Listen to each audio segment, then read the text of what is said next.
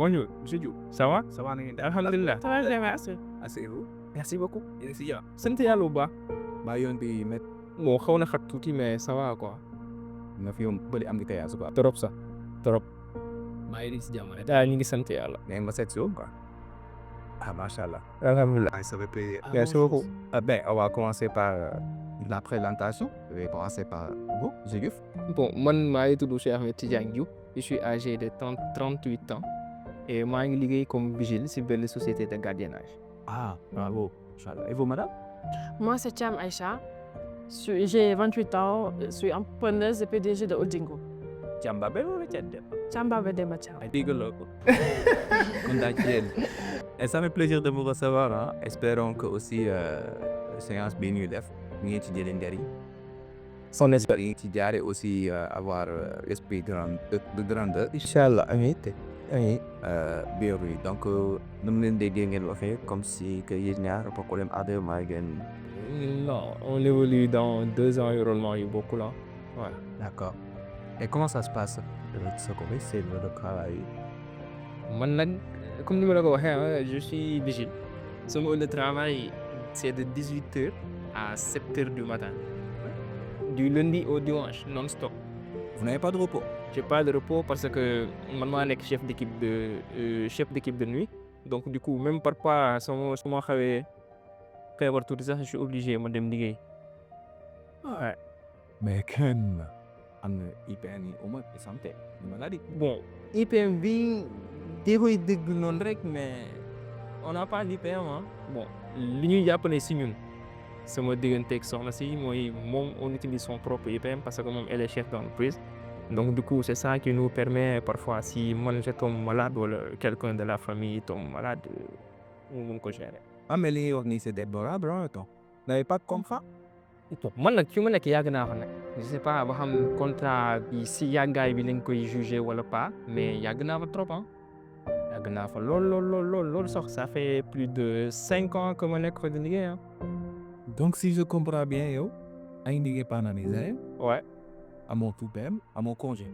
Non pas de congé tamit xam nga li ñuy fay du mois tamit doyul yenn doy yoo xam ne xam nga boo si jëlee congé di nga si mën a dund.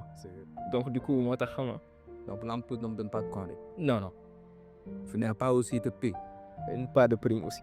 Ah loolu c'est grave hein. Ah c'est compliqué mais on gère avec. Ce qui veut dire qu'ici dans notre pays il y a des gens qui travaillent di am congé di am IPM. Bëri na fi nag. am dara et où sont des inspecteurs de travail. Ah bëri na fi. Mais bref benn parenthèse la woon rek bu waroon dugal. Et madame concernant ces de travail aussi j'aimerais bien en savoir plus. Donc, contrairement à mon chéri, lui, il travaille de nuit, moi, je travaille le matin. Je fais 7h-19h ou bien 7h-18h. Donc, vu que je suis la directrice, donc je suis la première à venir au travail et la dernière à quitter les lieux. Donc si je comprends bien yow da ngay liggéey matin yow ngay liggéey guddi. Effectivement. Mais am ngay repos. Les dimanches. Benn bi. waaw ma def daagal bu sew.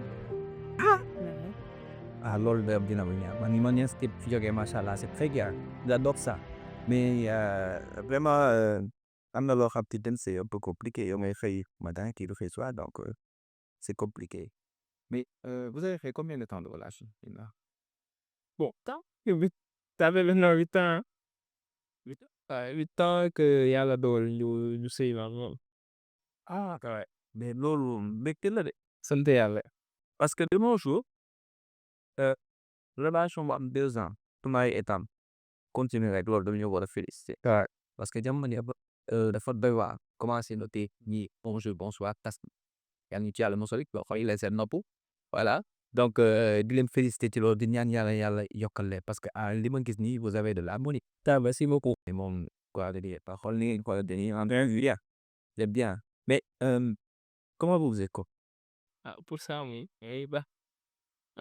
Damay baax ki madame gérer kaw. Ah d'accord kon laissons l'honneur à la dame. wax ci loolu day doon loo xamante ne daf may neex parce que histoire bu romantique la mais en même temps c'est un peu triste.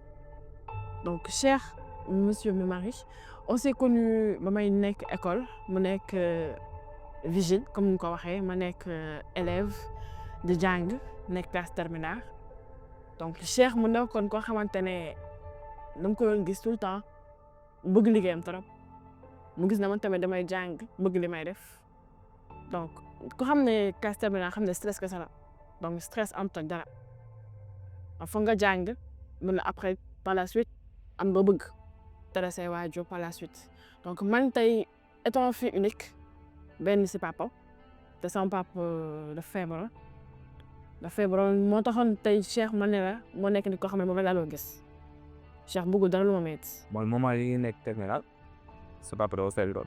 exactement. ok sa papa lu mu liggéey. moo nekkoon directeur bu holding group. il est directeur bi nekk nii. exactement. Oh macha allah. ok vas-y continue. donc Cheikh mu demoon ba jël salaire am donc xam nañ salaire Sénégal agent de sécurité lu mu demee jël salaire am laa wax fay ma sama 2 mois école. Mais comment ça se fait? Votre papa est directeur. Était directeur. Ouais, ça se fait. Après chef de le faire. J'ai pas compris. Donc directeur c'est pas dire que tey on peut mën na nekk directeur te entreprise yi su feebaree mu nekk déclare mu nekk chute donc parce que moom moo nekkoon tête entreprise. Donc moment yi xam te ne il était malade l'entreprise était en faillite. exactement. D'accord, je commence à comprendre. voilà d'où est venue l'idée Cheikh mu gis loolu gis ne lekkatuma naanatuma àndatuma ak sama sago te war a def terminal imagine nga war a jàng 9 mois nga war ko bouger ci benn fan bëgguloon seetaan loolu mu jël xaalis sax fayal ma ko école. Ça c'est très gentil hein. Merci mon cœur pour sa geste. Donc mu daal di fayal ma école ma am sama bac ma def formation en marketing digital et gestion des entreprises et communication sama papa décédé si diggante. Oh. Papa n'est plus. D'accord, donc on discute, c'est vrai bon, mais xam nga tamit émotion du ñàkk. du ñàkk surtout que nga am waajur bu góor bu sori woon trop si yow bu làkkoo rek dafay métti mais sant yàlla quand même. Ça s'appelle le dépendance à ouais, parce que c'est important li nga def ni baax d'accord da ngay jooy génne li nekk si yow parce que loolu tax ñëw fa. Effectivement. C'est important. Kon ce qui veut dire que papa était pas là donc moo tax yow tu es une fille nga mën a mettre ci entreprise nekk manager. C'est ça. Loolu moo la nekk le manager. Ça c'est bien. Et encore hier. waaw. Boo ko foolee di nga def. waa nii jooy nga léegi yooyu kan ba léegi macha allah jëm bien ça fait plaisir mais àdduna moo demee noonu donc dañ koy ñaan yàlla xare ba àjjana. amiin. Il est fier de toi là où il est parce que là tu es en train de gérer tu devais là-dedans ouais macha allah mais quand même yéen ñaar avant seen relation avant ngeen di am mariage est-ce que seen famille d'accord même seen diggante comme papa yi maman yi et cetera. Bon pour dire vrai depuis que ñu nekk ensemble yàlla def na sutura ba nga xam ni elle fréquentait souvent chez moi man tamit de temps en temps ma daan dem di seeti ay waajuram donc du coup moo tax bi ñu demee ba xam ni que ñun ñaar wax dëgg fa yàlla on s'aime énormément et que bëgg nañ dugg si néegu sëy yaay famille yëpp dañoo tombé d'accord bon amul kenn koo xam ni xaw na téye ba comme par rapport ak duma la may diw wala diw duma la ko may quoi donc si côté boobu moom dañ siy sant yàlla quoi dañ siy sant yàlla. exactement. Ko boo fi métta man ngeen bëgg a jomante non mais pas tam dis exactement yéen par rapport ak yéen dégg di je vous ai bien écouté qu'est-ce qui vous amène c'est un thérapeute en fait parce que là vous allez bien ma jaaxal c'est une question que je me pose hein. lu ñu indi si thérapeute déjà comme lu la ko waxee tantôt guddi lay liggéey may liggéey matin donc on vit comme des colocataires damay dugg si. muy génn. bon dafay xaw a métti mooy li mu la wax rek man je bosse seulement les nuits moom tamit elle est seulement matinale donc du coup dañuy dem ba moom heure bi muy wàcc man heure boobu man laay xëy donc du coup on n'a pas benn intimité si biir kër gi par exemple mu togg ñu toog lekkandoo ko ensemble wala soit on passe des nuits wala des journées ensemble pour sortir et tout ça. loolu yëpp c'est mort quoi te comme que nag diggante bi dafa commencer xam nga loolu bu manqué rek diggante bi dafay commencer di xaw a doxee wet xam nga pare y a la distance tamit qui va se créer bon C'est ça quoi. Comme souvent content de après beaucoup plus il m'a le plus temps qu'il était. C'est Exactement, exactement. que vous n'avez pas le temps parce qu'il est pays qui voiture qui à mon avis en fait. C'est ça quoi. C'est une petite familialement. Bien vrai que boo ñu gisee tu sens carrément que y a l'amour qui est là, y a la sincérité et tout. Mais xam nga tamit du loolu kese muy téye benn couple si benn. Mais c'est ça notre secret. Ouais. On ne vit pas que d'amour et d'eau. Évidemment, on vit que D'amour et d'eau. on qui bëgg naa la. Machallah. Comme on le dit, l'amour seul ne suffit pas. Effectivement, c'est un peu compliqué, mais on va essayer de voir comment faire. Machallah. Mais est-ce que c'est parcours professionnel bëgg naa ci xam dara li ma. Bon, man moom je suis issu d'une famille de Budoka. Budoka. Ouais. Non mon gars il faut. ñun suñu kër sport étude la amul leneen si loolu la ñu yaree quoi. Donc du coup moo tax bi ma amee sama bac je me suis engagé dans l'armée. Donc bi ma jeexalee sama parcours bi ma jeexalee sama parcours après ma dem dugg si benn société de gardiennage. Donc du coup loolu moo tax tey jii sax ma agsi fii nii ma nekk gardien quoi parce que ñun suñu kër on est éduqué si sport études. Et aussi comme que sama papa tamit c'est un maître de taekwondo boo xam ni il est bien connu au Sénégal. Man je me voyais seulement être dans tout ce qui est sécurité. Mais de toute façon dig ma jàngal taekwondo. Amul benn doole est-ce que ba doy. Moi, tout le monde Ah non man du ma kii boo doon la may jàng. C'est clair. Maa jàngal nga madame. dañoo bokk. Maanaam avec moom ak ay heures. dañoo bokk point en commun. muy sport. Ok yow it amul problème de. dañoo bokk point en commun muy sport. donc xam nga moom da wax ne moom taekwondo la man basketball laa doon def. Diène seen famille neex na le. Mais il faut que je souligne. Ancienne basketteuse. Bàyyi ko parce que basketteuse de bële. Non, elle a laaj ko ana bal bi. Ana Balde. bol bi daal anu gaa min kër ga. comme d'hab. c'est le téebal. Donc moi j'ai rêvé d'être une LeBron James à la féminine. Donc une T. Cooper. Malheureusement ou bien heureusement pour man ma découvrir mon chéri. mu nekk nit koo xamante ne tey fu mu toll ma gis ko lu doon benn maag moom nu fusionnel moo tax ma ne la amour ak sincérité mooy suñu secret. Ça va. John Brown ko. Tapé.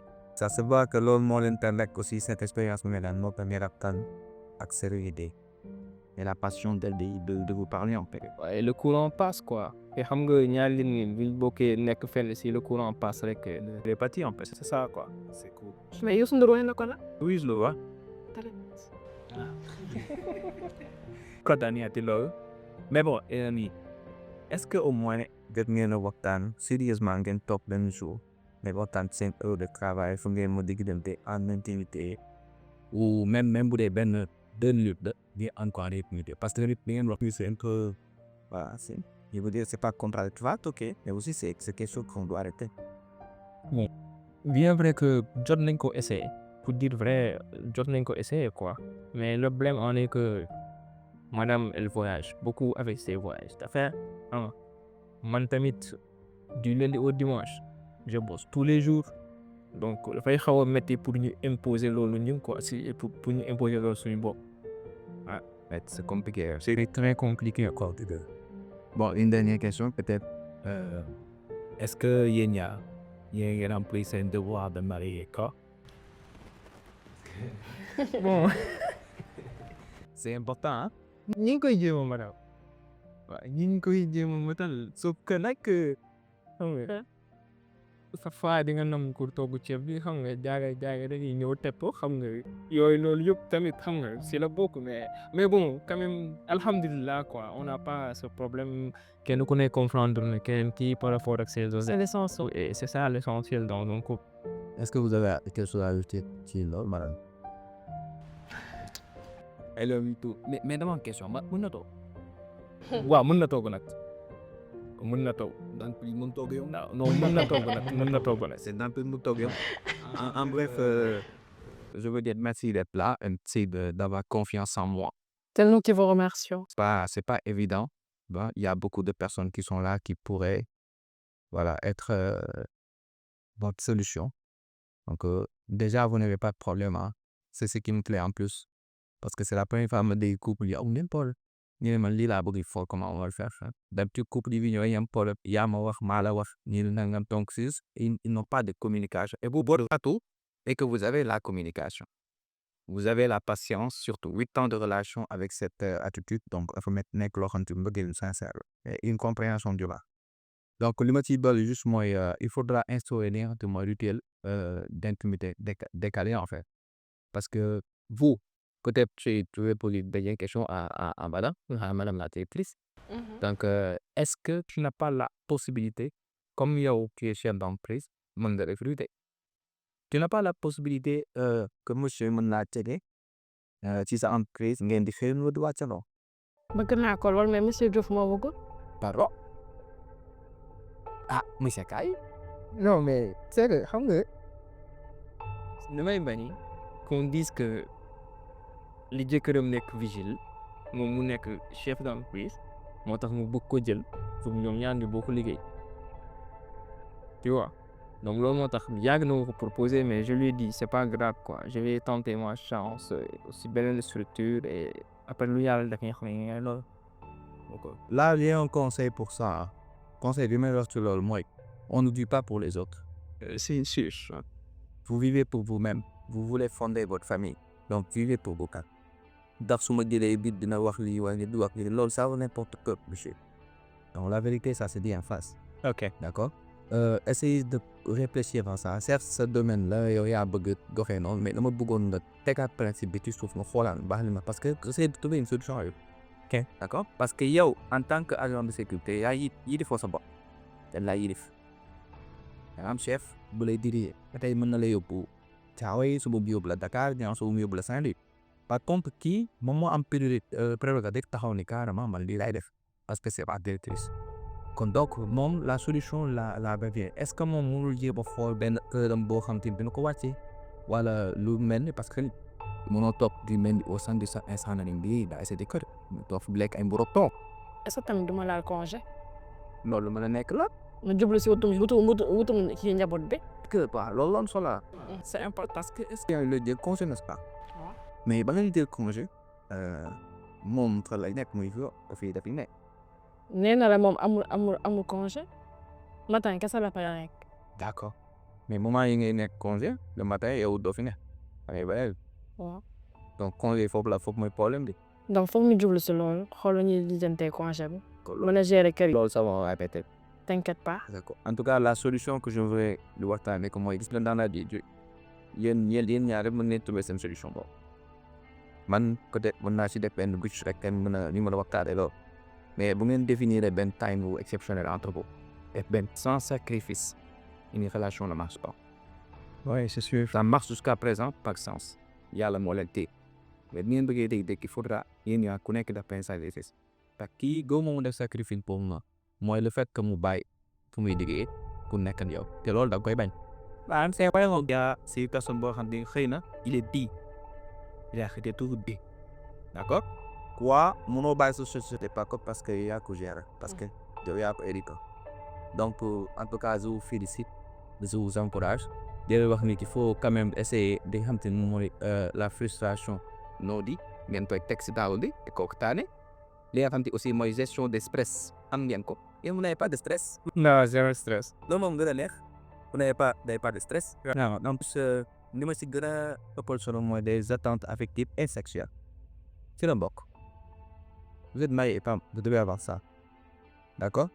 Donc essayez de vous ranger, de vous arranger sur ça. te bu ngeen fii ñëwaat na fekk nga dama ko gunge fan matérialité ba dégg nga. nañ ko de. nañ ko de yaa nga pay yàlla. ay mais yaa ngi koy yàlla ay bàyyi xel di tamit affaire doom yàlla ba koy joxo waaw. doom sens la rek. côté boobu sol luñ si suñu bopp parce que on s'est imposé que ça su waree am après ça va venir hein. Ouais. À cause de ces heures, de mes heures, c'est un peu compliqué de le faire, mais on jette. Hein. Bon, et comment vous avez trouvé la séance? Vraiment exceptionnel. Ça nous a permis de quitter le point A, de partir au point B. Xam déjà fu ñu jëm donc xamoon nañ ko sax mais dañoo jàppale parce que comme ni nga ko waxee rek couple moom mu dëkk su bañ a am réeroo donc il fallait que ñu teg ko si table bi lu waxtaanee ko mettre les points sur les i Merci beaucoup monsieur Claus. man bénéfice laa ko gisee parce que man yàggoon na wax que ni bëgg na ñu ñëw fii pour ñu waxtaan mais dama doon bañ xam nga man moom pour man si sama bopp xam nga ay affaire ay dem si thérapeute di toog nit di ko wax say problème xam nga yooyu baaxoo wuñ si yooyu quoi tu vois donc du coup yàgg na ma ko wax nag mais sincèrement j'ai vu que ça en valait la peine donc c'est elle que je vais remercier pour que mu forcer ma dëgg-dëgg de man tey moom il faut qu'on aille. Je la remercie énormément et je la soutiens énormément et yàlla yombalal lépp doxalal lépp ba liñ bëgg ci équilibre bi ñu mun ko am ñu mun a atteindre benn stabilité boo xam ni au moins on va se trouver des sorties ensemble des petits dîners des petits choses romantiques à faire ensemble. J'ai une proposition à vous faire. Ouais. Et je vais terminer par là. Vous êtes venu ici pour chercher une solution. Déjà, vous avez une solution et je vous la propose. Et je vous le donne de face. Vous êtes là en tant qu'agent de sécurité et directrice. Vous ne travaillez pas aujourd'hui parce que vous êtes là. Moi par contre dama war dem liggéey 18h. Non dama war dem liggéey 18h. D'accord, dans ce cas, profitez de cet instant-là pour en discuter et faire notre protection en fait de votre fille. Et essayez d'avoir des moments intimes en ce moment-là. Ok, Je nous fais confiance. c'est bon. Je vous remercie. Merci à vous aussi. Et Inch'Allah, si Merci beaucoup Kesso. on se parle. Jaajëf. Léegi si jàpp.